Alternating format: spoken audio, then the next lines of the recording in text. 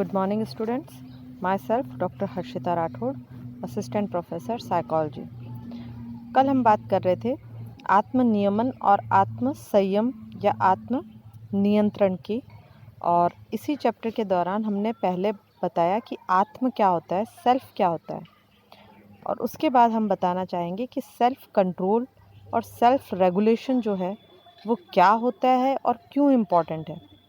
आपने देखा होगा कि लाइफ में कुछ लोग काफ़ी सफल होते हैं और कुछ लोग टैलेंट होने के बाद भी, स्किल्ड होने के बाद भी सफलता की उन ऊंचाइयों को प्राप्त नहीं कर पाते हैं। आपने अपनी क्लास में भी इस तरीके के बच्चे देखे होंगे कि कई बच्चे, हालांकि उनका दिमाग इतना नहीं होता या उनकी आईक्यू लेवल इतना स्ट्रांग नहीं होता, फिर भी वो बहुत अच्छा स्कोर करते हैं। और कुछ बच्चे जिनका बहुत अच्छा दिमाग होता है, बहुत आईक्यू लेवल अच्छा होता है, कैचिंग पावर अच्छी होती है, मेमोरी अच्छी होती है, फिर भी वो उतनी सफलता नहीं प्राप्त कर पाते एकेडमिक लेवल पे। तो इसके पीछे क्या कारण है? अगर हम इसे देखें तो इसमें जो सबसे इम्पॉर्टेंट चीज़ निकल कर आती है वो है सेल्फ रेगुलेशन और सेल्फ कंट्रोल। जिन बच्चों का, जिन व्यक्ति का अपनी खुद की क्रियाओं पर नियंत्रण नहीं है, या जो अपने लक्ष्यों की तरफ अपने व्यवहार को नियमित नहीं कर सकते, उनका नियमन या रेगुलेशन नहीं कर सकते, वो लोग सफलता तक नहीं पहुंच पाते। तो ये एक बहुत बड़ा कारण है सफल और असफल होने के लिए, कि आपको सफल होने के लिए न सिर्फ आप में स्किल या आप में टैलेंट होना पड़ेगा, आपको मेहनती भी आप हो सकते हो, लेकिन आपको सेल्फ रेगुलेट और सेल्फ कंट्रोल्ड होना पड़ेगा। कल भी ये चीज़ हमने लेक्चर में बताई थी कि यदि एक कोई बहुत मोटा व्यक्ति है, ओबीज़ है, बहुत ज़्यादा हेल्थ उसकी ज़्यादा है, और ऐसे में यदि वो कई चीज़ें लाइफ में करना चाहता है लेकिन अपने मोटापे की वजह से नहीं कर पाता, तो उसका जो सबसे मेन एम होगा वो होगा अपने वज़न को कम करना। अब इस उद्देश्य की वो प्राप्ति कैसे कर सकता है? सेल्फ कंट्रोल और सेल्फ रेगुलेशन से। उसे कई चीज़ों पे, अपनी कई क्रियाओं को नियंत्रित करना पड़ेगा और कई कार्यों को, कई व्यवहारों को नियमित करना पड़ेगा, नियमन करना पड़ेगा, उनका रेगुलेशन करना पड़ेगा कि वो उसे वज़न कम की तरफ लेकर जाएं। एक्सरसाइज पे ध्यान देना पड़ेगा, खाने पे कंट्रोल करना पड़ेगा, रेगुलर एक्सरसाइज करनी पड़ेगी। तो ये सारी जो चीज़ें हैं ये दर्शाती है कि लाइफ में सफल होने के लिए सेल्फ रेगुलेशन और सेल्फ कंट्रोल जो है वो बहुत ही इम्पॉर्टेंट है। इसमें भी आप देख सकते हैं खराब निष्पादन के कई कारण हो सकते हैं। अत्यधिक कार्य पर टालने की प्रवृत्ति, अंतर्द्वंदात्मक गतिविधियाँ, करियर संबंधी लक्ष्यों के बीच में भ्रम की स्थिति, अनुशासनात्मक अभाव। तो ये सारे चीज़ों को नियंत्रित करना पड़ेगा। जब आप में ये सब चीज़ें होंगी तो आपका चाहे टैलेंट हो, चाहे स्किल्ड हो आप, लेकिन आप अपने लक्ष्यों को प्राप्त नहीं कर पाएंगे। तो इन सब को आपको रेगुलेट करना पड़ता है। तो इस तरीके से हम समझ सकते हैं कि आत्म नियमन और आत्म कंट्रोल या नियंत्रण जो है वो लक्ष्य प्राप्ति में बहुत ही महत्वपूर्ण होते हैं और एक सहायक के कार्य करते हैं। और जब आप लक्ष्य प्राप्त करते हैं तो नेचुरल है, उससे न केवल आपकी वेलबींग अच्छी होती है, आपका मेंटल हेल्थ अच्छी होती है, आप में पॉजिटिविटी रहती है, आप लाइफ की तरफ एक सकारात्मक सोच के साथ आगे बढ़ते हो। और यदि निरंतर किसी व्यक्ति को असफलताएं मिलती रहे तो वह पॉजिटिव नहीं रह पाता, ना ही उसकी मेंटल हेल्थ या वेलबींग अच्छी रह पाती है। तो इस तरीके से पॉजिटिव साइको या पॉजिटिव बिहेवियर के लिए सेल्फ रेगुलेशन और सेल्फ कंट्रोल बहुत ही इम्पॉर्टेंट चीज़ें हैं जिन पे ध्यान दिया जाना चाहिए। आप देख सकते हैं कि समय के साथ व्यक्ति अपने, एक इम्पॉर्टेंट जो मैं बात बता रही हूँ कि व्यक्ति टाइम के साथ ये सेल्फ नियमन या सेल्फ रेगुलेशन जो है ये बचपन से नहीं होता बच्चे में। ये धीरे धीरे जैसे जैसे वो ग्रो करता है, जैसे जैसे वो परिपक्व होता है, मैच्योर होता है, वैसे वैसे ये चीज़ें उसमें आनी स्टार्ट होती है। आप एक छोटे बच्चे को देखिए, यदि उसे कोई आप एग्ज़ाम में या कोई कॉम्पिटिटिव एग्ज़ाम के लिए रखेंगे तो वो ये ध्यान नहीं देता कि मुझे इसमें बहुत अच्छा स्कोर करना है या मुझे जीतना है, बल्कि वो उसका ध्यान डिस्ट्रैक्ट हो जाएगा। दूसरे बच्चे क्या कर रहे हैं, वो क्या कपड़े पहन के आया, उसने कैसे लिखा, इन सब चीज़ों में। लेकिन जैसे जैसे बच्चा बड़ा होता है उसमें इन चीज़ों की समझ आने लगती है कि उसके लक्ष्य क्या हैं। उस लक्ष्य को प्राप्त करने के लिए उसे अपने जो डिस्ट्रक्टिव बिहेवियर्स हैं, जो विचलित करने वाले व्यवहार हैं, जो उसे लक्ष्य से दूर कर रहे हैं, उन्हें नियंत्रित करना पड़ेगा।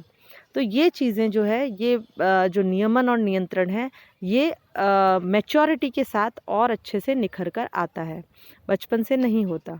और इसीलिए इसमें हम एक और चीज़ जोड़ना चाहेंगे कि जब व्यक्ति लक्ष्य प्राप्ति की तरफ होता है तो 2 चीज़ें इम्पॉर्टेंट होती है।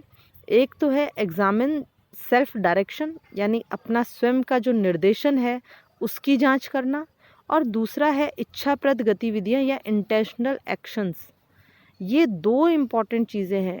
इंटेंशनल एक्शन का मतलब है लक्ष्य की तरफ आप जो भी कार्य करेंगे वो आप इंटेंशन के साथ करते हैं, वो आपकी इच्छा से होते हैं, स्वतः नहीं हो जाते।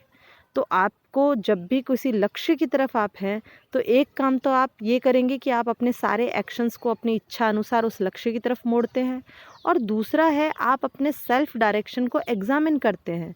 जिस दिशा की तरफ आप जा रहे हैं उसको फिर से आप एग्जामिन करते हैं कि ये दिशा, ये रास्ता क्या आपको लक्ष्य तक पहुंचाएगा या नहीं। तो ये बहुत ही इम्पॉर्टेंट चीज़ हो जाती है लक्ष्य प्राप्त करने के लिए। और इस तरीके से आप अपने जीवन को नियंत्रित करते हुए, अपने व्यवहार को परिवर्तित करते हुए लक्ष्य तक पहुंचते हैं। और ये आपको न केवल, जैसा मैंने बताया कि ग्रोथ जो है वो आपको नियमन और नियंत्रण में सहायता करती है, और साथ ही ये वाइस वर्सा है। जब आप अपने व्यवहार को नियमित और नियंत्रित करते हैं तो वो अपने आप में एक सेल्फ ग्रोथ का तरीका है। तो कहने का मतलब दोनों वाइस वर्सा है। ग्रोथ से आपका सेल्फ कंट्रोल और नियमन आता है, और सेल्फ कंट्रोल और नियमन जब आप करते हैं तो उससे आपकी सेल्फ ग्रोथ होती है। आपके विचार, भावनाओं, आपके व्यवहारों पे आप स्वयं नियंत्रण करना सीखते हैं, और इसे ही हम सेल्फ ग्रोथ कहते हैं। अब ये व्यवहार को हम नियंत्रित और नियमित किस तरीके से करते हैं, इसके 2 तरीके बताए हैं, 2 संभव प्रकार बताए हैं। पहला है प्राइमरी कंट्रोल। प्राइमरी कंट्रोल का मतलब है कि यदि हमारा कोई लक्ष्य है और हम लक्ष्य तक पहुंचना चाहते हैं, तो एक तरीका तो ये है कि आप अपने जो बाहरी वातावरण है आसपास का, उसे इस तरीके से परिवर्तित कर लें अपने प्रयासों द्वारा जिससे कि लक्ष्य प्राप्ति में आपको सहायता मिले। फॉर एग्ज़ाम्पल, अगर एक बच्चे का एम है एग्ज़ाम्स में अच्छे मार्क्स लाना, तो वो अपने आसपास के वातावरण को कैसे बदलेगा।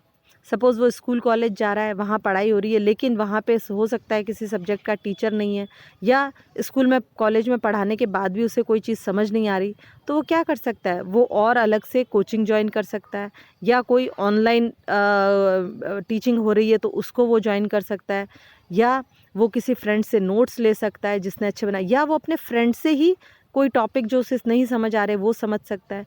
तो इस तरीके से वो अपने आसपास के वातावरण को इस तरीके का बनाने की कोशिश करता है जिससे उसे अपने लक्ष्य तक, यानी कि जो हायर मार्क्स लाने हैं एग्ज़ाम में, उस तक पहुंचने में सहायता मिले। तो एक तरीका, इसे हम बोलते हैं प्राइमरी कंट्रोल। और दूसरा जो तरीका है सेकेंडरी कंट्रोल का, उसमें व्यक्ति स्वयं में वो परिवर्तन लाता है जिससे कि वो बाहरी वातावरण के अनुकूल हो जाए। जैसे यदि व्यक्ति को, बच्चे को लगता है कि यार मैं इंटेलिजेंट हूँ, मेरे में दिमाग भी है, चीज़ें जब मैं पढ़ता हूँ समझ भी आता है, लेकिन प्रॉब्लम क्या है कि वो टाइम देता नहीं है, वो रेगुलर स्टडीज़ करता नहीं है, बहुत सारा पेंडिंग वर्क रख लेता है। रेगुलर वो जो हर दिन 2 या 4 घंटे 5 घंटे पढ़ना चाहिए वो ना करके वो 15-20 दिन बाद एक दिन बैठता है और 10-10 घंटे पढ़ता है।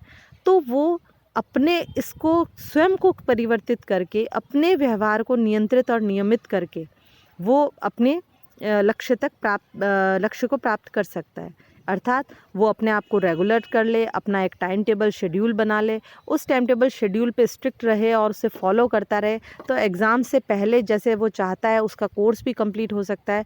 और उस कोर्स के साथ उसने अगर रिवीजन के लिए भी टाइम दे रखा है 5 दिन 4 दिन, तो वो भी उसे मिल सकते हैं, वो उसमें अलग से रिवाइज़ भी कर सकता है।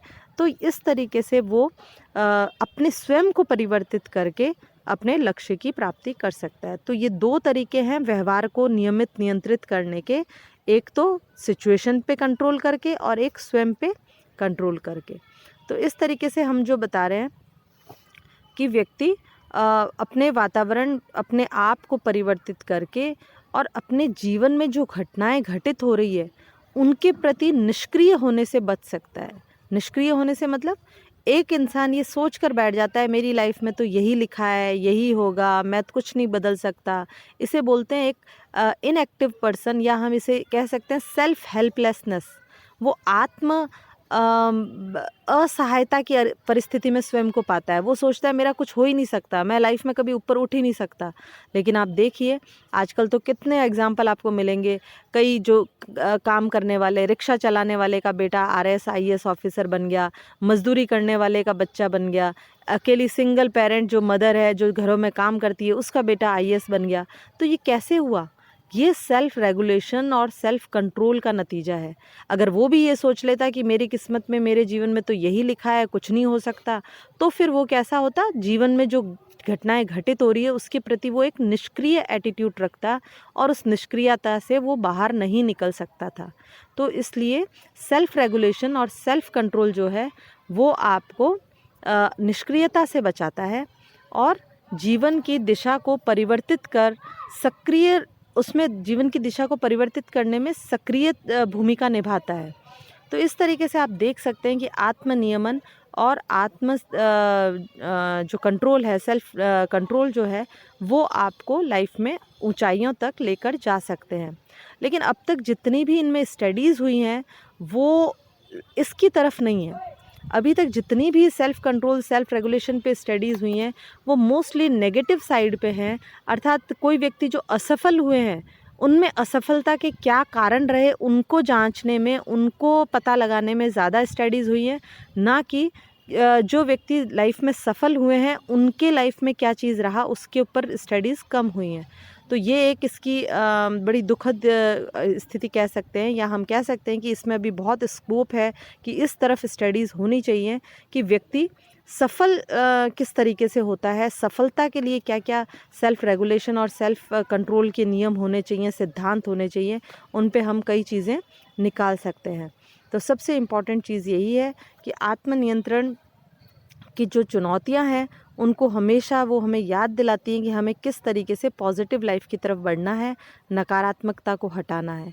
और सेल्फ रेगुलेशन और सेल्फ नियंत्रण जो है, कंट्रोल, इन दोनों की पारस्परिक निर्भरता और इन दोनों का जो संबंध है उसी के द्वारा जीवन में व्यक्ति सकारात्मकता की तरफ बढ़ सकता है। तो इस तरीके से हम ये देख सकते हैं कि ये दो कंसेप्ट बहुत ही इम्पॉर्टेंट है। आगे के लेक्चर में हम इनके परिभाषा और इनकी सिद्धांतों के बारे में बात करेंगे। Thank you.